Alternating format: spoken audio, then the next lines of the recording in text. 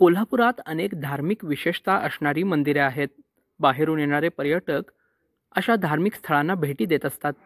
त्यापैकीच एक असणारे रंकाळा तलावाशेजारील जाऊळाचे बालगणेश मंदिर. रंकाळा तलाव पाहायला आलेले पर्यटक या ठिकाणाहूनच पुढे जातात. कोल्हापूर शहरात रंकाळा टॉवर चौकात जाऊळाचा बालगणेश मंदिर आहे.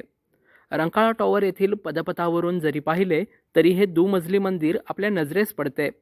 खरं तर हे मंदिर आत्ताच्या काळातीलच आहे, पण अशी ही बालगणेशाची एकमेव मूर्ती असल्यामुळे या मंदिराला एक वेगळी ओळख निर्माण झाली आहे. खाली मंदिर आणि वरच्या बाजूला एक छोटा हॉल असे या मंदिराचे बांधकाम आहे. या ठिकाणी रंकाळ्याच्या काठावर पूर्वी संपूर्ण शेतवड होती आणि इथून पुढे अनुकामिनी देवीच्या मंदिराकडे जाण्यासाठी पायवाट होती. इथेच या बालगणेशाच्या मूर्तीची प्रतिष्ठापना एका छोट्या देवळीमध्ये करण्यात आली होती आणि नंतर पुढे पार बांधण्यात आला होता.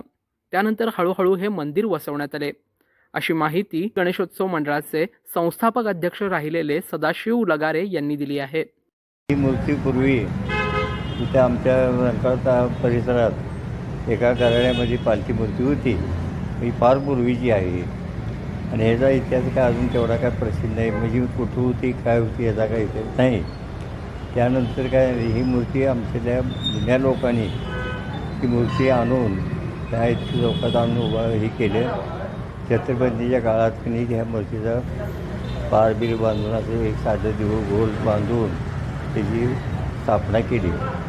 त्यानंतर थोडे दिवस असं गेल्यानंतर आमच्या भागाच्या म्हणजे तरुण मंडळींनी पोरांनी तिथे येऊन परत या देवाचा एक वर्गणी गोळा करून दगड धोंडे बिंडे सगळे गोळा करून आणून तिची सुरुवात केली. त्यानंतर वसंतराव निगडे हे नगराचे असताना तिने साईडला देवळाची हे करून हे जी म्हणजे साध्या पद्धतीचे एक देऊळ बांधले त्यांनी.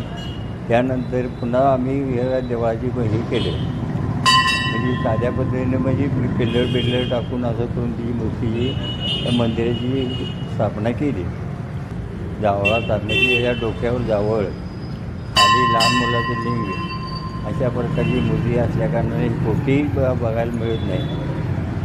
त्यानंतर मग आम्ही सुरुवात करून इथे याची स्थापना करून ही आणि भक्तांच्या नवसाला पावणारी मूर्ती इथं पूर्वी जावळ काढावी लहान मुलाला लहानपणी तिथं आणून झोपू त्यात आता प्रथा चालू आहे अजून. मंदिराच्या बाहेर दोन्ही बाजूला हत्तींच्या मूर्ती आहेत, तर आत मंदिरात मध्यभागी चौथऱ्यावर मुख्य बालगणेशाची दगडी मूर्ती आहे. केशरी रंगाच्या या सुंदर मूर्तीच्या डोक्यावर लहान बालकाप्रमाणे जावळ आहे. चौथऱ्याच्या बाजूने लोखंडी गज लावण्यात आलेत. आतमध्ये समोर गणेश मूर्तीच्या उजव्या बाजूला मारुतीची आणि डाव्या बाजूला दत्ताची मूर्ती दगडात कोरण्यात आली आहे, तर त्यांच्या समोर शंकराची एक पिंड आहे. चौथऱ्याच्या बाहेरच्या बाजूला शनिदेवाची दगडी मूर्ती आहे, तर समोर खालच्या बाजूला एक कासव देखील आहे. कोल्हापूरचे वैभव असणाऱ्या रंकाळ्याच्या शेजारीच मुख्य रस्त्याच्या कोपऱ्यावर हे मंदिर असल्यामुळे जाता येता बरेच जण देवाला नमस्कार करत असतात. तर प्रत्येक मंगळवारी, संकष्टीच्या दिवशी आणि सणासुदीच्या दिवशी या ठिकाणी भाविकांची रीघ लागलेली असते. साईप्रसाद महेंद्रकर, न्यूज 18 लोकमत, कोल्हापूर.